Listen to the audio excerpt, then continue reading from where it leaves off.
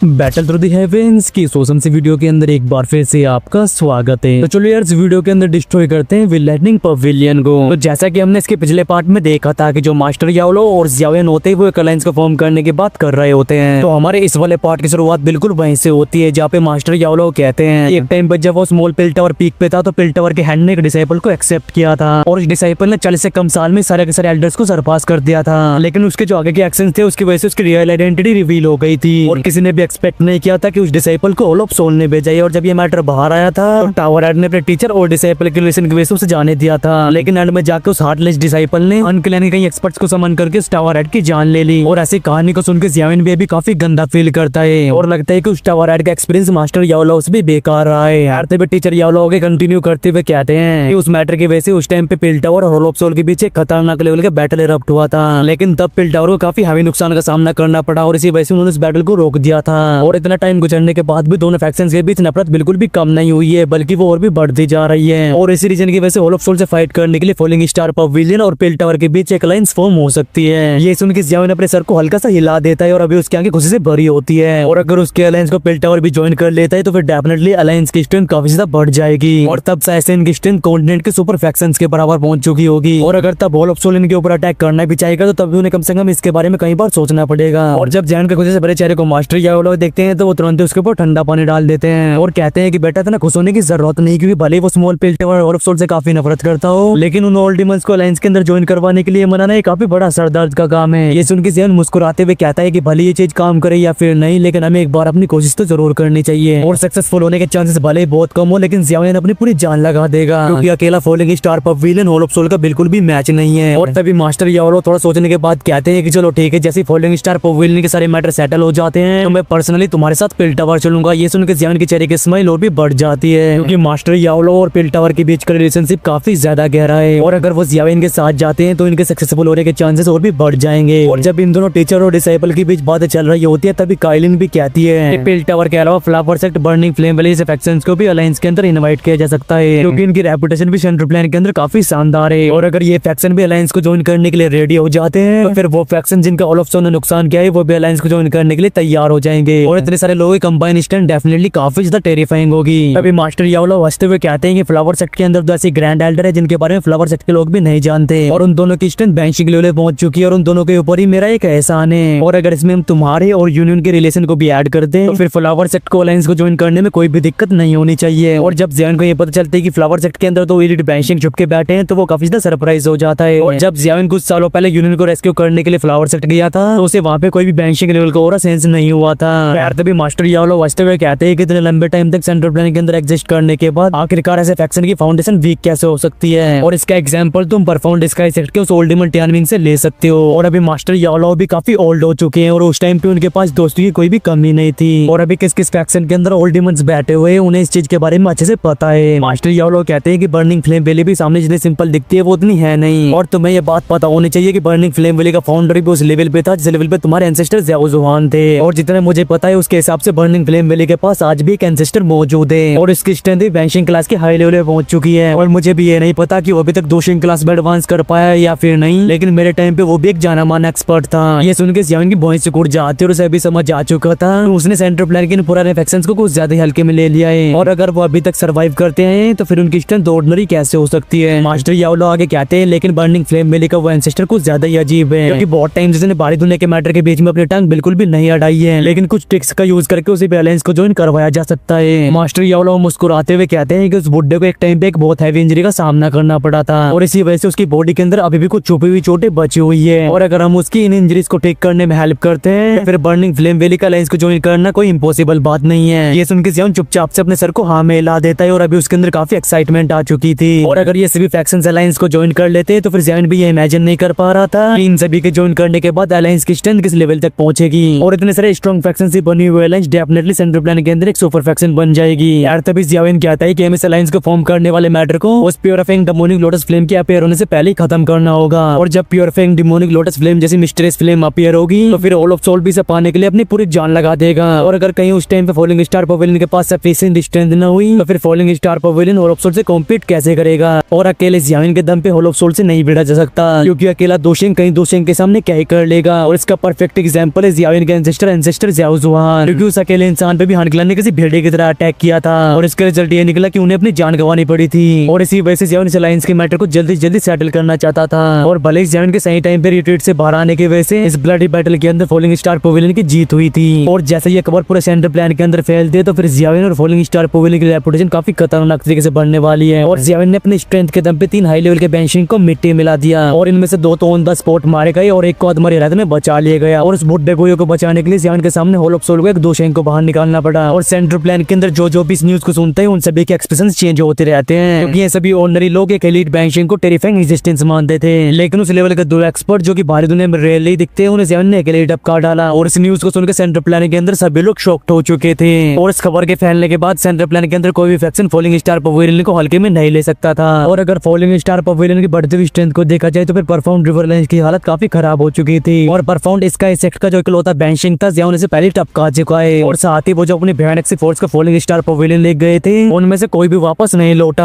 और सभी को अच्छे से पता होता है कि परफॉर्म रिवरलाइन सभी और भी डिफिकल्टीज का सामना करने वाली है और उनकी अभी की स्ट्रेंथ के साथ वो फॉलिंग स्टार पवेलियन से बिल्कुल भी फाइट नहीं कर सकते थे। और ऊपर से जब वो अल्टीमेट टाइमिंग मारा जा चुका और इस डर की वजह से वो सेक्ट जिन्होंने की परफॉर्म रिवरलाइंस को ज्वाइन किया था वो अभी चिंता से भरे होते हैं। और इस मौके का फायदा उठा के कई सेक्ट तो परफॉर्म रिवरलाइंस को छोड़ के भागने लगे थे। और इन्फेक्शन कैसे छोड़ के भाग जाना परफॉर्म रिवरलाइंस के जले पे नमक छिड़कने जैसा था। और अब इनका पूरी तरह से तबाह होना सिर्फ टाइम के ऊपर ही रह गया है। और जब स्टार रियलम के अंदर की इस भयानक सी बैटल की वजह से पूरा सेंट्रल प्लान हिल चुका था अब फॉलिंग स्टार पवेलियन एकदम शांत रहता है। और इस टाइम के दौरान ये सुराइतों को समेटते हैं जो कि इस बैटल के दौरान फैला था। और परफॉर्म रिवरलाइंस के इस अटैक की वजह से फॉलिंग स्टार पवेलियन को भी काफी नुकसान का सामना करना पड़ा था। लेकिन अगर इस नुकसान को परफॉर्म रिवरलाइन से कंपेयर किया जाए तो ये काफी छोटा दिखाई देता है। और इस शांति से भरा एटमॉस्फेयर सिर्फ 3 दिनों तक चलता है और ठीक 3 दिन बाद फॉलिंग स्टार पवेलियन का रिवेंज शुरू हो जाता है। और फॉलिंग स्टार पवेलियन की रिटेलिएशन फोर्स को दोनों टीचर और डिसेबल लीड कर रहे थे। और अगर इन दोनों में से एक बैंशिंग था तो फिर दूसरा था एक दोशेंग। और ऐसी भयानक लाइनअप के सामने परफॉर्म रिवरलाइन से एक बहुत ही मिजरेबल हार का सामना करती है। और फॉलिंग स्टार पवेलियन की रिटेलिएशन फोर्स के सामने इनके डिफेंसेस एकदम बेकार होते हैं। और ज़ियाओ के टोली ने फोर्सफुली परफॉर्म रिवरलाइन के हेडक्वार्टर्स के ऊपर कब्जा कर लिया था। और यही same headquarter perform sky sect का भी हेडक्वार्टर होता है। और जब ज़ियाओ नेके रैप्टे में परफॉर्म स्काई सेक्ट के चीफ को टपका डालता है तो सभी को समझ आ जाता है कि ये परफॉर्म स्काई सेक्ट जो कि एक टाइम पे सेंट्रल प्लान को डोमिनेट किया करता था ये पूरी तरह से खत्म हो चुका है। हर परफॉर्म रिवरलाइंस फॉलिंग स्टार पवेलियन की रिटेलिएशन फोर्स के सामने एक दिन भी नहीं टिक पाती। और शाम आते आते इनके सभी मेंबर्स दुम दबा के भागने लगते हैं। और वो छोटे छोटे सेक्ट जो कि परफॉर्म रिवरलाइंस के नाम के लेके स्कैम्स वगैरह कर रहे होते हैं वो तुरंत ही अपने नामों को बदल देते हैं। और जब उन्हें परफॉर्म रिवरलाइंस के एक्सपर्ट्स मिलते हैं ये उनकी हेल्प करना तो छोड़ो ये ऊपर से उन्हें कोट डालते हैं। और देखने से तो ऐसा लगता है जैसे कि ये दिखाना चाहते हो कि ये परफॉर्म रिवरलाइंस से कितनी ज्यादा नफरत करते हैं। लेकिन जो फॉलिंग स्टार पवेलियन होता है वो इन लोगों पे ध्यान नहीं देता। और परफॉर्म स्काई सेक्ट के मेन हेडक्वार्टर्स पे कब्जा करने के बाद फॉलिंग स्टार पवेलियन की रिटेलिएशन फोर्स परफॉर्म रिवरलाइंस के पावरफुल फैक्शंस को टारगेट करती है जैसे कि आइस रिवर्स वैली और विल लाइटनिंग पवेलियन। क्योंकि अगर परफॉर्म स्काई सेक्ट को छोड़ दिया जाए तो फिर फॉलिंग स्टार पवेलियन के ऊपर अटैक करने वाले इन दोनों फैक्शंस के सबसे ज्यादा एक्सपर्ट्स थे। और ये दोनों ही फैक्शन परफॉर्म स्काई सेक्ट के लिए उनके डॉग्स की तरह काम कर रहे थे। तो ज़ियाओ ने इतनी आसानी से नहीं छोड़ने वाला।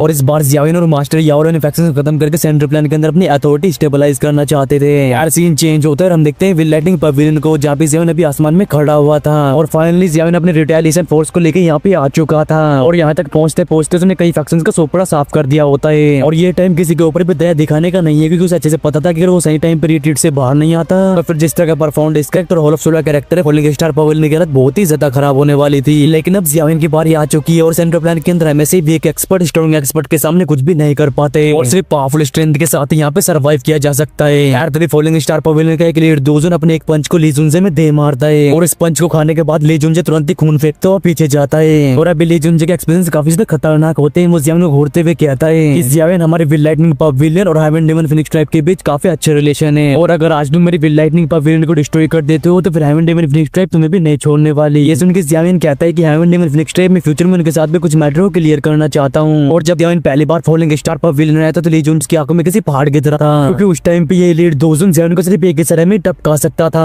लेकिन अब सिचुएशन रिवर्स हो चुकी है। अब ज़ियाओ के पास वो स्ट्रेंथ है। यार तभी जो ज़ियाओ होते हैं वो अपने सर को नीचे की तरफ करता है और उसका एक हाथ ली जुनजे की तरफ बढ़ने लगता है। ज़ियाओ कहता है कि ली जुनजे तुम्हारे हाथों मेरे फॉलिंग स्टार पवेलियन के 28 एक्सपर्ट्स की जाने जा चुकी है और जब तुम उनकी जान ले रहे थे तुमने ये सोचा भी नहीं होगा कि एक दिन तुम्हारे ऊपर भी सिचुएशन आ सकती है। और ज़ियाओ को अपने हाथ को आगे बढ़ाते हुए देख ली जुनजे शौक से भर जाता है और तुरंत ही अपनी 3000 लाइटनिंग मूवमेंट का यूज करता है और वहां से भगने लगता है और आसमान में कहीं आफ्टर इमेजेस क्रिएट होती है। और इन सभी आफ्टर इमेजेस को देख के ज़ियाओ अपनी कुछ पुरानी यादों को याद करते हुए हंसने लगता है और कहता है 3000 लाइटनिंग मूवमेंट। और ये कहते ही ज़ियाओ अपने उस हाथ को क्लेंच कर देता है और जैसे ज़ियाओ अपने अपने हाथ को क्लेंच करता है तो तुरंत ही वहाँ का जो स्पेस होता है वो कोलैप्स हो जाता है और थोड़ी दूरी पे ली जुंजे की बॉडी रुक जाती है और वहाँ पे खून फैलता है और ली जुंजे को चीखने का भी मौका नहीं मिलता क्योंकि उसकी बॉडी का ऑलरेडी कचुम्बर बन चुका था। और ली जुंजे को टपकाने के बाद जेवन अपने हाथ को पीछे लेता है और वो ली जुंजे की बॉडी जो कि भी मांस के लोथड़े जैसा लग रही थी उसे फूटी आंख से भी नहीं देखता और जैसे जेवन एक इशारा करता है तुरंत ही फॉलिंग स्टार पवेलियन का एक एल्डर उसके पास आ जाता है और वो एल्डर जेवन से रिस्पेक्टफुल आवाज में कहता है कि जूनियर पवेलियन चीफ, जैसा कि आपने हमसे बोला था, हमने हैंड क्लैन से रिलेटेड कुछ न्यूज को कलेक्ट किया है और पता नहीं क्यों विल लाइटनिंग पवेलियन पिछले कुछ टाइम से हैंड क्लैन को सप्रेस करता आ रहा है और इस टाइम पे उस क्लैन की स्ट्रेंथ लगभग 90% कम हो चुकी है और अब उन्हें टियानवे सिटी के अंदर भी एक सेकंड टियर का क्लैन ही बोला जा सकता है और इन लोगों की लाइफ काफी ज्यादा खराब हो चुकी है। ये सुन के जेवन थोड़ा हैरान हो जाते हैं और तुरंत ही उसकी आंखों में वापस से बड़े एक्सप्रेशंस आ जाते हैं और जेवन को अच्छे से पता होता है कि विल लाइटनिंग पवेलियन पिछले इतने साल से हैंड क्लैन को सप्रेस क्यों करता आ रहा है क्योंकि जियाओयान और हैंड क्लैन के बीच एक बहुत अच्छा रिलेशन है और जियाओयान अपने ट्रेनिंग के चक्कर में छोटे से क्लैन को तो भूल ही गया। तब जियाओयान उस एल्डर से कहता है कि तुमने कुछ एक्सपर्ट्स को वहाँ पे भेजा है और जियाओयान कोई एहसान फरामोश इंसान नहीं होता क्योंकि जब जियाओयान पहली बार सेंटर प्लान में आया था, अब अगर उसे हैंज़ुई ने ना बचाया होता तो फिर जियाओयान का वहीं पे काम तमाम हो जाता। लेकिन तब जियाओयान ने होन क्लैन को डिस्ट्रॉय करके हैंड क्लैन की काफी हेल्प कर दी थी।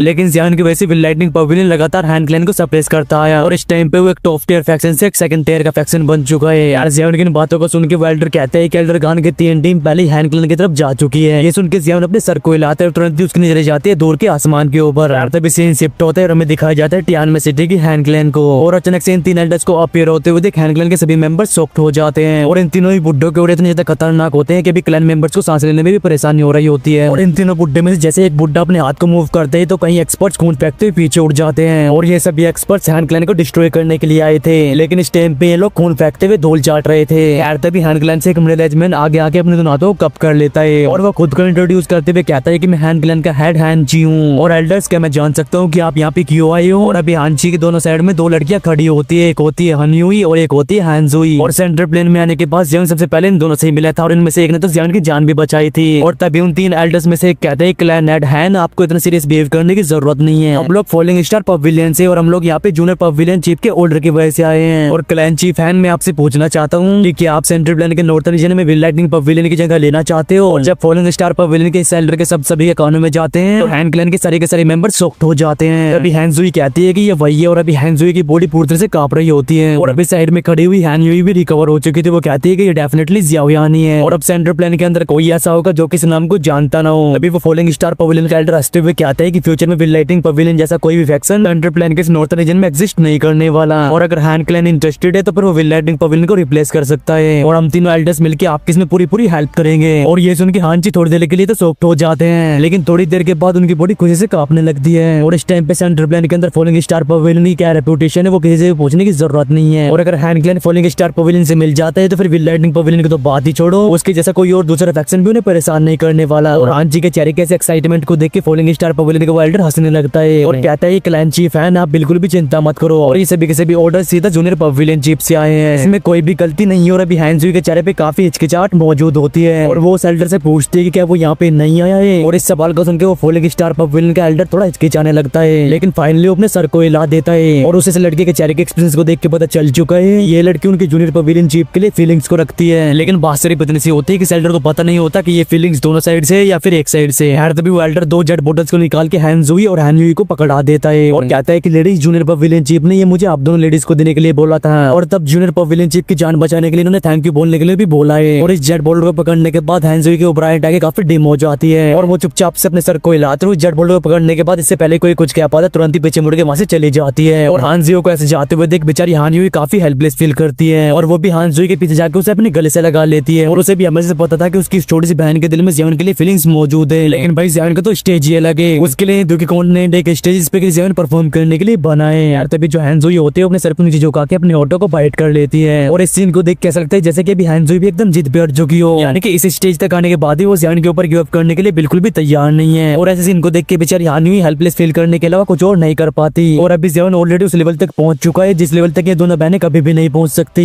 वेल भाई इन दोनों बहनों के लिए मुझे बहुत ज्यादा बुरा लग रहा है। कुछ भी हो, जब जियाओयान पहली बार सेंटर प्लान आया था तो इन दोनों ने जियाओयान की काफी हेल्प की थी, यहाँ तक कि इनका पूरा क्लैन जियाओयान के साथ खड़ा हुआ था उस टाइम पे। लेकिन भाई अब हम क्या ही कर सकते हैं क्योंकि इस लोंडे की फीलिंग्स तो वन साइडेड है और अगर जियाओयान इसे अपने साथ फॉलिंग स्टार पवेलियन ले भी जाता है तो क्वीन मेड्यूसा उसका मार मार के भूत बना देगी। यार भाई छोड़ो ये सब बातें, हमारा ये वाला पार्ट यहीं पे खत्म होता है और इसके नेक्स्ट पार्ट में अपने मास्टर याओलो और जियाओयान जा रहे होंगे बेल टावर। तो इसके नेक्स्ट पार्ट के लिए वीडियो को लाइक करें, चैनल को सब्सक्राइब करें और हो सके तो अच्छे अच्छे कमेंट्स भी जरूर से कर देना। तो चलो यार इस वीडियो करते हैं यहीं पे एंड, और मैं मिलता हूँ आपसे नेक्स्ट वीडियो में। Till the take care and bye bye and love you all guys. बोलो महादेव महादेव।